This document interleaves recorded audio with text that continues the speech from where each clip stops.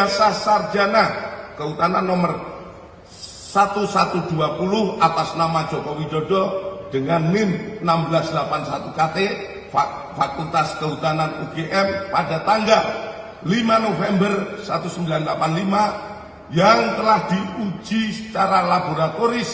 Berikut sampel pembanding dari 3 rekan pada masa menempuh perkuliahan di Fakultas Kehutanan UGM meliputi bahan kertas, pengaman kertas, teknik cetak, tinta tulisan, tinta tulisan tangan, cap stempel, dan tinta tanda tangan milik dekan dan rektor. Dari peneliti tersebut, maka antara bukti dan pembanding adalah identik atau berasal dari satu produk yang sama.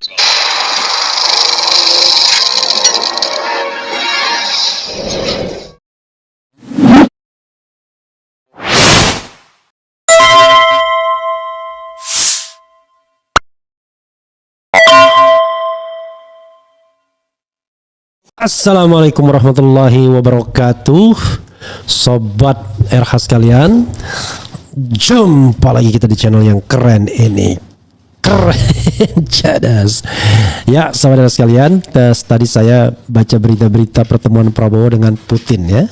Kalau Prabowo sih membanggakan juga kalau di luar negeri, gesturnya ya, bahasanya lebih pede lah kalau kita lihatnya ketimbang Jokowi, frankly speaking. Walaupun saya terganggu dengan Teddy Indra Wijaya. Teddy ini sebenarnya pejabat eselon 2 atau pejabat setingkat menteri sih, bahkan wakil menteri saja lewat. Luar biasa birokrasi kita ini ya. Bayangkan kemana-mana Prabowo didampingi oleh pejabat eselon 2, dan pejabat eselon 2 itu diperkenalkan sebagai cabinet secretary. Yang tidak lain, orang berpikir ini pejabat setingkat menteri. Iya, de facto pejabat setingkat menteri, tapi de jure dibilang pejabat eselon 2. Nah, negara kita ya, biar tidak pensiun sebagai tentara ya. Oke, saudara sekalian, ini sebelum saya membahas Rismon Sianipar minta ijazah Jokowi diperiksa di BRIN atau di Puspom TNI, yang barangkali merupakan permintaan yang akan sulit dikabulkan karena ijazahnya nggak jelas ya, maka saya terlebih dahulu mengucapkan selamat kepada kakek Abah ya, yang punya cucu hampir saja berbarengan dengan hari lahir Presiden Jokowi. Hari ini Presiden Jokowi berusia ke 64 tahun ya. Sebagai sesama warga negara Republik Indonesia saat ini, kita mengucapkan selamat ulang tahun, dan mudah-mudahan sisa umur berkah dan menjadi insan yang husnul khatimah. Ya, kita tetap mendoakan kebaikan kepada siapapun, karena bagaimanapun, tetapi memang untuk husnul khatimah itu manusia harus berani mengakui segala kekurangan, kesalahan, dosa yang pernah diperbuat. Tapi kalau tidak pernah mengakui, apalagi dosa kepada publik misalnya, ya memang nggak bisa husnul khatimah, karena dosa sesama manusia itu tidak akan selesai kalau tidak minta maafnya sesama manusia. Tapi dosa sesama kepada yang maha kuasa itu bisa ya, karena Allah Subhanahu Wa Taala maha pengasih, maha penyayang, maha pengampun. Insya Allah ya, semua dosa akan diampuni kecuali dosa syirik kepada Allah Subhanahu Wa Taala, dan dosa kepada sesama manusia diselesaikan sesama manusia. Makanya Idul Adha, Idul Fitri ya, momen untuk kita saling memaafkan. Tapi urusan kita dengan Jokowi bukan urusan soal dosa mendosa, insya Allah, tapi urusan keterkaitan dengan good governance, clean government ya. Tidak ada kebencian, tidak ada ketidaksukaan. Yang ada adalah kita ingin negara ini menegakkan good governance, clean government. Jadi siapapun yang berkuasa tetapi tidak jujur, ada indikasi bohong dan lain sebagainya, ya kita harus kritik sebagai tanggung jawab kita sebagai warga negara. Jadi kakek Abah selamat atas cucu pertamanya, Mutiara Baswedan, rupanya sudah melahirkan anak pertama. Betul-betul saya kudet ya, kurang update. Hamilnya pun saya tidak tahu ya, untuk menunjukkan bahwa saya tidak dekat-dekat amat dengan Anies dalam pengertian ke rumahnya dan lain sebagainya, diupdate dan lain sebagainya, tetapi paling tidak jauh juga tidak ya, susul. Anies juga tidak bercerita ya kalau Tia lagi hamil besar misalnya ketika ketemu hari Senin yang lalu ya, atau Selasa yang lalu. Jadi ya biasa saja informasinya, tapi rupanya saya baca dari media bahwa dia sudah mendapatkan cucu pertama selamat ya. Ya kelihatannya calon presiden yang punya cucu itu baru Anies kelihatannya. Ganjar belum, Prabowo belum ya. Oke, coba kita bacakan kalau ada fotonya, tampilkan saja foto kakek abah ya. Dia dibilang dipanggil apa ya? Dipanggil abang mau kakek abah, panggil kakek abah aja. Respon Sianipar minta ijazah Jokowi dianalisa di BRIN Puspom TNI agar tahu usia tinta dan kertasnya. Oke. Ahli digital forensik Rismon Sianipar meminta lembar pengesahan skripsi dan ijazah sarjana Universitas Gadjah Mada UGM milik Presiden ke-7 Joko Widodo dianalisa di 3 laboratorium di Indonesia. Rismon Sianipar ingin mengetahui apakah jenis tinta dan usia kertas dalam ijazah tersebut berusia 40 tahun atau dibuat pada tahun 1985. Itu dilakukan Rismon karena ia menemukan beberapa kejanggalan dalam lembar pengesahan skripsi dan ijazah milik ayah dari Wakil Presiden Gibran Raka Buming Raka itu. Rismon Sianipar mengusulkan agar ijazah Jokowi diuji di 3 laboratorium yang ada di Indonesia. Di antaranya yaitu di Bareskrim Polri, Badan Riset dan Inovasi Nasional BRIN, dan Pusat Polisi Militer Puspom TNI. Kemudian, menurut Rismon, Bareskrim, BRIN, dan Puspom TNI dapat menguji jenis tinta dan usia kertas ijazah Jokowi.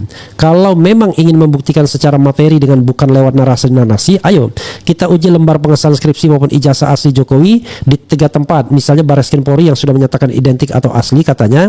Kedua kan ada laboratorium BRIN di Serpong, itu bisa untuk menjawab. Ketiga di Puspom TNI, ujar Rismon, dikutip dari kanal YouTube iNews. Jadi 3 lab harus mengunci bahwa jenis dan usia kertas tahun 1985 itu dulu dikunci, tegasnya. Makin gak berani.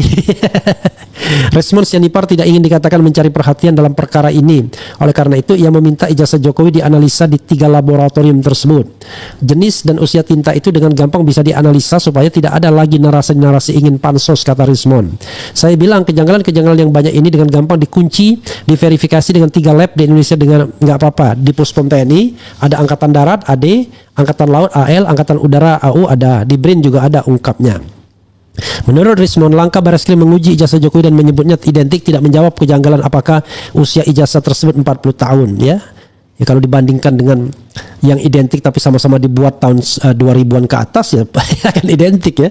Rismon menilai bahwa ijazah dan lembar pengesahan skripsi tampak sangat modern sehingga ia meragukan ijazah tersebut dibuat sejak 1985. Ketika dilakukan hanya uji identik itu tidak menjawab keautentikan apakah barang itu usianya 40 tahun, ujar Rismon. 40 tahun usia kenabian ya. Rismon Sianipar minta ijazah Jokowi dianalisa di BRIN Puspom TNI. Oke. Kita lanjutkan ya membacanya. Ijazah dan lembar pengesahan skripsi Joko Widodo yang sangat modern itu belum dijawab oleh Bareskrim Polri, usia kertas dan jenis tintanya, pungkasnya. Rekan sejawat Rismon Sianipar, ex Menteri Pemuda dan Olahraga Roy Suryo menyebut Bareskrim Polri jahat lantaran menyita bundel surat kabar kedaulatan rakyat yang disebut memberitakan Jokowi diterima masuk UGM pada 1980. Roy Suryo mendapat kabar koran KR edisi Juli 1980 dibawa Bareskrim Polri dari staf perpustakaan DIY. Tak hanya edisi Juli, Roy Suryo menyebut koran KR edisi khusus Juni dan Agustus 1980 juga dibawa Bareskrim Polri karena satu bendel ya. Jadi bendelnya itu adalah Juli, Agustus, September. Bukan Juni ya. Jadi satu bendel itu 3 bulan, Januari, Februari, Maret, April, Mei, Juni, Juli, Agustus, September. Jadi kalau bawa satu aja kan mencurigakan. Jadi bawa satu bendel 3 bulan. Pakar telematika itu menilai tindakan yang dilakukan polisi itu merupakan hal jahat. Temuan paling terbaru hari ini tim sampai ke redaksi Kedaulatan Rakyat dan sampai ke perpustakaan daerah DIY ya. Yang menarik apa? Kami menemukan bundel edisi tahun 80 tapi yang jahat tim tidak menemukan edisi koran bulan Juni, Juli, Agustus khusus ya. Kata Roy Suryo saat menggelar konferensi pers dikutip dari kanal YouTube Kompas TV. Katakan ini gimana? Diambil Pak kemarin sama Bareskrim. Itu pernyataan staf perpustakaan daerah, imbuhnya. Roy Suryo menjelaskan di perpustakaan daerah tersebut pihaknya hanya menemukan koran KR edisi Januari, Februari, Maret, April, Mei tahun 1980. Kemudian sementara itu koran KR edisi Juni, Juli, Agustus disita Bareskrim Polri. Jadi tahun 1980 Januari, Februari, Maret, April, Mei. Tapi Juni, Juli, Agustus itu diambil, ujar Roy Suryo. Coba nanti dicek lagi ya. Juni, Juli, Agustus atau Juli, Agustus, September. Karena kalau 3 bulan Maret, April, Mei, Juni ya, Juli, Agustus, September, Oktober, November, Desember. Nanti kita lihat. Menurut Roy Suryo, Bareskrim tak seharusnya menyita koran tersebut karena bukan barang bukti kejahatan. Kalau memang itu memang barang bukti kejahatan, boleh diambil. Itu kan bukan barang bukti kejahatan, tutur Roy Suryo. Meski bundel koran KR yang ingin dilihatnya disita Bareskrim Polri, Roy Suryo masih bisa mengakalinya dengan mencari koran KR edisi 1979. ya yang ada pasanya ya. Tidak ada kekurangan akal. Ketika cek saya tanya koran edisi setahun sebelumnya, katanya Roy Suryo menilai koran edisi Jumat Kliwon 18 Juli 1980 yang ditampilkan di Tirtipidum Barreskrim Polri Brigjen Juhandani Raharjo Puro saat jumpa pers beberapa waktu lalu ada hal yang janggal. Menurutnya penulisan puasa dalam dokumen KR yang ditampilkan saat jumpa pers Barreskrim ada kejanggalan karena edisi sebelumnya itu pada bulan Agustus, bulan puasanya cek bulannya terbaca pasa, tidak ada puasa, yang ada pasa. Dan cari cek Kedaulatan Rakyat edisi sekarang semua terbaca pasa, ungkapnya, bukan puasa ya tapi pasa. Jadi kalau misalnya nanti karena ada yang diedarkan itu puasa, maka kami akan mempertanyakan karena kalau itu hanya digital kami tidak akan terima, kata dia. Roy Suryo menegaskan Barreskrim tidak seharusnya membawa barang yang merupakan hak rakyat. Kami harus terima bukti analognya dan kemana bundel koran milik perpustakaan daerah DIY, kata Roy. Itu hak rakyat kok dibawa oleh petugas Barreskrim, ini jahat sekali ucapnya ya. Roy Suryo suka bilang jahat sekali itu dia ingat film Ada Apa Dengan Cinta 2. Jahat. Itu kata Dian Sastro kepada Rangga atau siapa namanya, Nicholas Saputra, Nick Sap ya. Begitu sobat era sekalian. Jadi sekali lagi ya kepada pembela Mulyono ya, sebenarnya kalau Anda betul-betul ingin mencari kebenaran, gampang, gak usah ngelak, serahkan saja ijazahnya itu sama skripsinya untuk dicek di 3 laboratorium itu, Barreskrim, Puspom TNI, dan BRIN, dan cek uji kertasnya dulu apakah itu berusia 40 tahun atau tidak. Karena kalau dia berusia 40 tahun pasti ada yang namanya apa ya semacam korosi dan lain sebagainya. Jadi warnanya sudah mulai menguning. Ijazah saya aja udah menguning padahal baru 30 tahun. Saya tamat 94, anggap aja 95 awal. 30 tahun sudah mulai menguning. Jadi sebenarnya kalau kita mau konsisten, ya tinggal dicek saja di laboratorium apakah ada ijazah. Pertama ijazahnya dulu kan ada ijazahnya, kemudian skripsinya ada, lalu dicek saja kertasnya atau berusia 40 tahun atau tidak. Jadi kalau kertasnya tidak berusia 40 tahun, artinya ijazah itu baru dibuat. Oh ya memang baru dibuat karena pernah hilang lah. Kata rektor UGM tidak pernah ada surat kehilangan, nggak bisa dibikin duplikatnya, dan tidak juga bisa dibikin duplikat. Harusnya kan cuma dibikin surat keterangan hilang kalau seandainya ijazahnya memang hilang. Begitu sobat RH sekalian ya. Sekali lagi selamat buat abah atau kakek abah yang telah mendapatkan cucu pertama dari anak cantiknya Mutiara Baswedan. Pasti anaknya lucu ya. Seperti emaknya yang kriwil-kriwil gitu ya. Oke sobat sekalian, coba kita fix foto Dumatno Budi Utomo PD ijazahnya, turunkan harga bahan pokok jika jahat kepada rakyat. Adik ipar Jokowi almarhum Insinyur Harimurti alumni UGM Fakultas Kehutanan. Ya memang pencetakan ijazah Jalan Pramuka Salemba kebakaran seperti kebakaran Kejagung dan di KPU hilang. Kemudian lihat QNC Opposite channel, katanya Pronojiwo teman Jokowi pernah upload KKN periode Oktober-Desember 1984 dan desanya pun beda tapi sekarang sudah tidak diupload. Lalu ada mahasiswa lain UGM yang tahun 85 bulan Oktober. Kemudian sepupu Jokowi Dumatno Budi Utomo wajahnya mirip seperti di foto ijazah Joko Widodo. Jangan jadikan pulau dikerutuk kekayaan penguasa. Skripsi dibuat di tahun 2019 ya. Pak Jokowi, saya berharap Bapak mengaku saja masih ada kesempatan untuk menebus kesalahan Anda. Transparansi hukumnya wajib untuk menyelesaikan problem ijazah palsu Jokowi. Tidak mau transparan itu indikasi ada yang hendak disembunyikan. Jangan salahkan masyarakat jadi curiga ya. Ya, jadi masyarakat ini sobat era sekalian dipaksa untuk menerima apa yang disampaikan oleh Barreskrim Mabes Polri oleh Brigjen Juhandani Raharjo Puro. Ada teman mengatakan kenapa nggak dilaporkan ya, I don't know exactly, karena saya pernah tanya Khauzinuddin katanya dia hanya ingin berkonsentrasi pada pembuktian ijazah palsu atau tidak. Jadi tidak mau melebar mengadukan misalnya Dirtipidum kepada katakanlah kepada Propam misalnya, atau kalau ke Wasidik itu betul-betul terkait dengan pembuktian soal ijazah palsu lagi. Jadi ada gelar perkara khusus ya. Kemudian masalah simpel yang dibikin ruwet panjang urusannya kan jadinya. otak intelektual dari ijazah palsu itu Pratikno Bank, karena di gudang masih tersimpan belangko tahun 85 dan itulah dibuat ijazah palsu dan sampai sekarang ijazahnya tidak terdaftar di Webdikti. Dari mana Anda tahu ya? Jangan memfitnah orang ya. Waspada pengalian isu jebakan konten cloning, fokus gelar perkara khusus ijazah palsu. Kapan Jokowi dipenjara? Oke, Bang Refli, I love Bang Refli, luar biasa. RH, sehat selalu, blok Medan disuarakan juga dong. Ya, udah berapa kali kan? Rakyat tidak bisa dibodohi selagi belum ada keputusan pengadilan.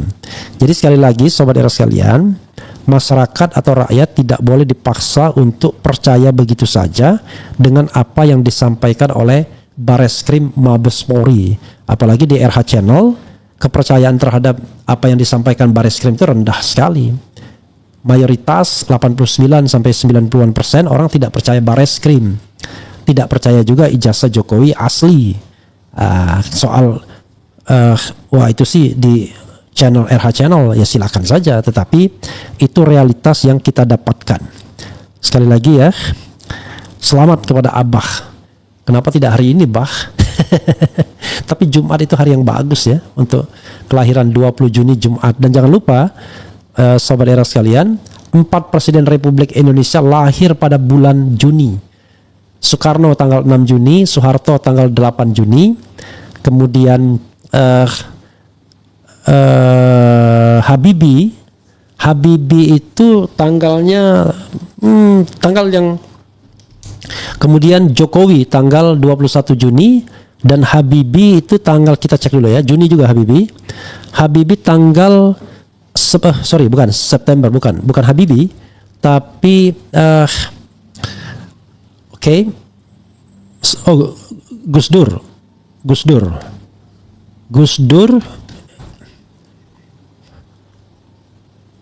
7 September Gus Dur ya.